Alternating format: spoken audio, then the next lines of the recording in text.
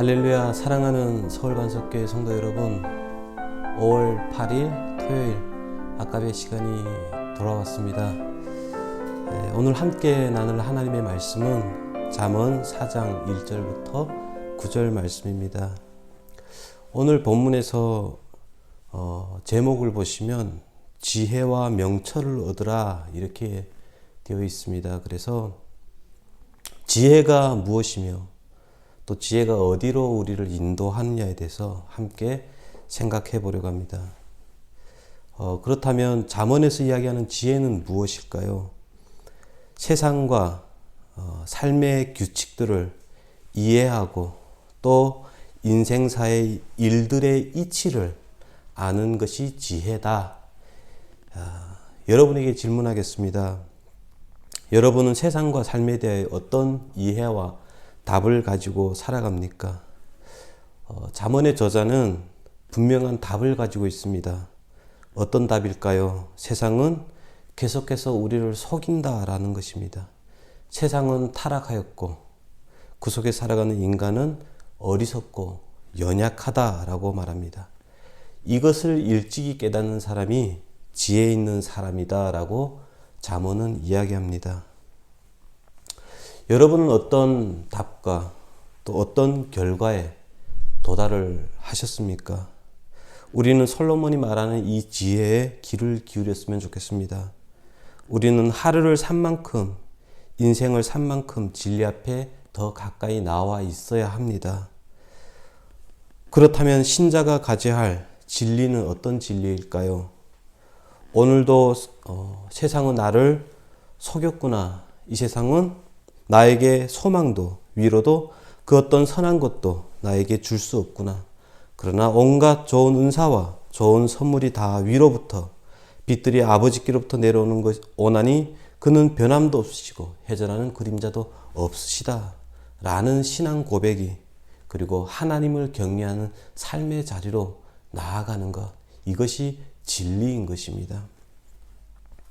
이 지혜, 이 답이 신자에게 중요한 것은 이것을 깨달으면 신자의 삶의 원리와 방향과 삶의 질이 달라진다는 것입니다.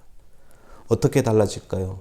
진짜 하나님을 기억하며 하나님을 경외하면 세상과 일의 이치를 깨닫는 사람은 다른 사람을 함부로 대하지 않고 교만하지 않고 자기를 위하여 살지 않습니다. 자기를 희생하여 상대방의 유익을 구하는 그런 삶을 살게 된다는 것입니다. 예수님이 말씀하셨듯이 하나님 사랑과 이웃 사랑을 온전히 이루는 사람이 될 수 있는 것입니다. 우리가 잘 알고 있는 이야기 중에 솔로몬 왕의 이야기를 한번 해볼까 합니다. 솔로몬 왕이 되었을 때 어떻게 하면 왕 노릇을 제대로 할까 고민하다가 하나님 앞에 기도를 합니다. 하나님이 나타나셔서 솔로몬에게 무엇을 해주길 원하느냐라고 물으셨습니다. 그러자 솔로몬이 지혜를 주십시오 라고 기도를 합니다.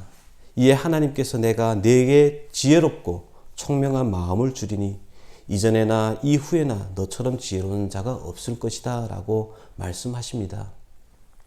구에 있었던 사건이 무엇입니까? 유명한 재판 이야기입니다. 두 여자가 동시에 애를 낳았는데 하나가 자다가 실수로 애를 깔아 죽였습니다.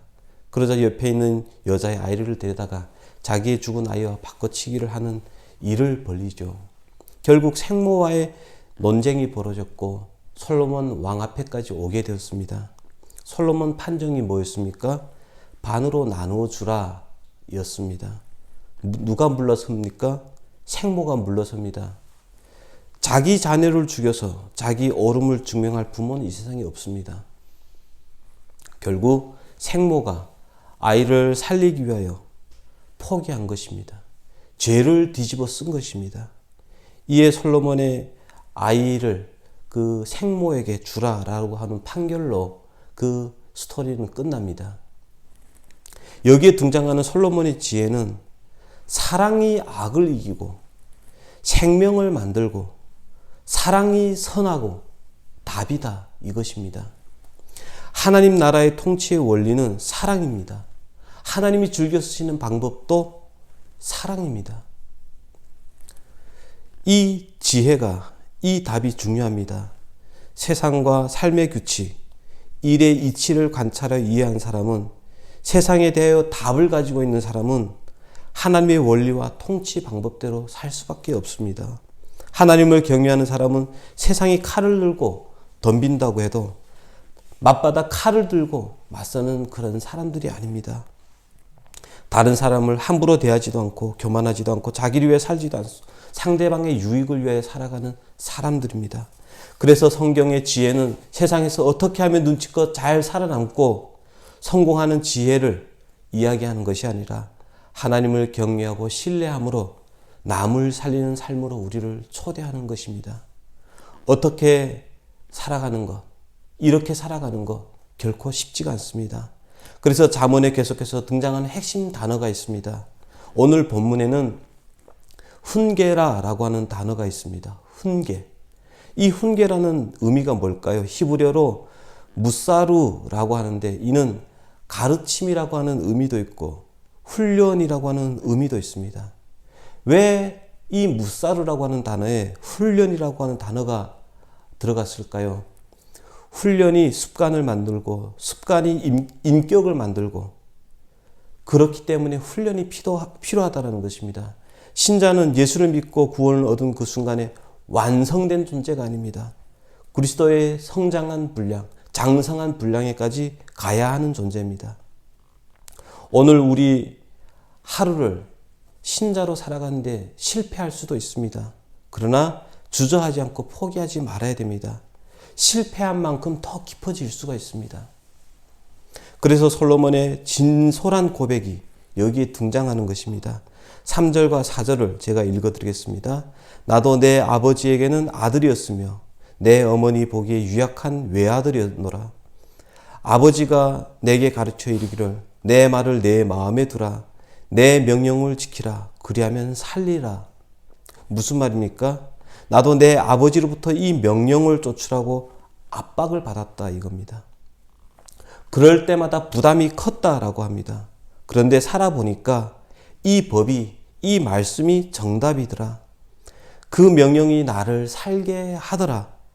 그 법이 나의 영혼의 위로와 평안과 생명과 복을 주는 것을 경험하게 되더라. 살아온 만큼 진리 앞에 서게 됐다. 내가 실패했다고 그 실패가 나를 좌절의 구렁텅이에 몰아넣는 것이 아니라 나를 더 깊은 경지로 나를 이끌어오게 되더라 이거죠. 그래서 선한 도리, 즉 전해져 내려온 선한 가르침, 내가 확고하게 굳게 잡은 바 그 토라의 아들아 제발 떠나지 말고 굳게 붙잡고 있으라. 그리하면 9절에 있는 것 같이 그가 아름다운 관을 내 머리에 두겠고 영화로운 면류관을 내게 주리라 라고 거듭 강조하는 것입니다. 살아온 만큼 진리 앞에 서게 되어 있습니다. 실패하더라도, 오늘 하나님의 사랑으로 실패하더라도 다시 일어서서 훈련 받으시기 바랍니다.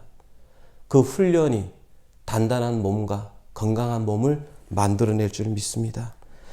많은 사람들이 신앙 생활에 있어서 실패하고 성장하지 못하는 이유는 고통이 싫기 때문에 그렇습니다. 단순해지기를 원합니다. 마치 버튼 하나를 누르면 돌아가는 기계처럼 수학 공식을 가지고 우리는 신앙생활을 하기를 원합니다. 그래서 고통이 찾아오면 훈련받기 싫어서 세상과 타협하고 살아가는 것입니다. 그러나 오늘 잠언에서는 고통을 피하지 말고 기계적인 신앙을 살지 말라라고 이야기합니다. 솔로몬만큼 세상을 누려본 사람이 또 있을까요? 그렇게 살아와 보니까 생명과 은혜와 소망과 위로가 어디 있는지 알게 되더라. 내 자식만큼은 더 큰 은혜와 복 속에 살고 싶게 하는 것이 부모의 마음입니다. 그래서 오늘도 간절하게 이야기합니다. 솔로몬의 마음은 하나님의 마음입니다. 말씀을 마치겠습니다. 오늘도 신자로 살아가는 여러분, 세상과 삶에 대한 이해와 답을 가지고 있습니까? 그 답이 진짜 하나님이 원하시는 경외하는 삶으로 나아가고 있습니까? 다시 한번 질문해 보시고 오늘도 참된 신자로서의 지혜로운 삶을 살아가기를 주님의 이름으로 축원합니다. 기도하겠습니다. 하나님 아버지, 믿음의 선진들이 고백하고 또 넘겨준 이 믿음의 유산을 우리가 받습니다. 세상은 우리를 다시 한번 속이고 또한 우리는 그 속에서 속고 또 연약하고 어리석은 가운데 살아가고 있습니다. 그러나 다시 한번 세상에 대해 답을 가지게 하시고 하나님을 경외하는 삶으로 우리를 초대하시니 감사합니다. 오늘도 하나님을 경외하는 그런 신자의 자리를 떠나지 말게 하시고 나에게 주시는 그 하나님의 지혜로 하나님 만나는 이웃들에게 생명과 은혜와 진리를 흘러보내는 하나님의 사람으로 살 수 있도록 도와주시옵소서. 예수님의 이름으로 기도합니다. 아멘. 네, 감사합니다. 다음 주 월요일 또 아까베로 뵙겠습니다. 감사합니다.